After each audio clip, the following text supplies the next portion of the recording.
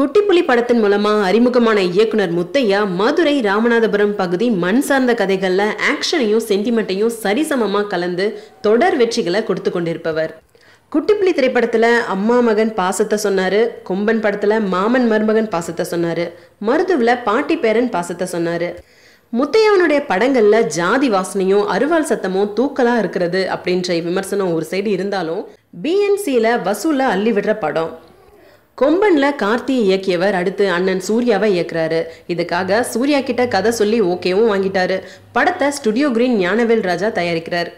இதுவும் தென் மாவட்டத்தினுடைய மண் சார்ந்த கதை தான். இது அண்ணன் தம்பி பாசக்கதைன்னு கூறப்படுது. அதாவது உடன் பிறந்த அண்ணன் தம்பிங்க இல்லைங்க, சித்தப்பா பெரியப்பா மகன்கள் சம்பந்தப்பட்ட கதையாம். பெரியப்பாவுக்கு 4 மகன்கள், சித்தப்பாவுக்கு ஒரே மகன், அதுதான் நம்ம ஹீரோ. 4 மகன்கள் இருக்கிற கெத்துல தம்பியையும் தம்பி மகனையும் மதிக்காம இருப்பாரு அண்ணன்.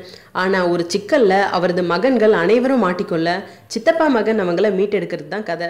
பொதுவா கிராமங்கள்ல சித்தப்பா பெரியப்பா மகன்களை பங்காளிகள்னு அழைப்பாங்க. ஆனா இவங்க சொத்துக்காக சண்டை போடுறவங்களாகவே காட்டப்படுறாங்க. முதன்முறையா முத்தையா அவங்களுடைய பாச போராட்டத்தை காட்டப்போவதா கதை கசிஞ்சிருக்கு. தொடர்ந்து கதை விவாதமும் நடந்துட்டு வருது.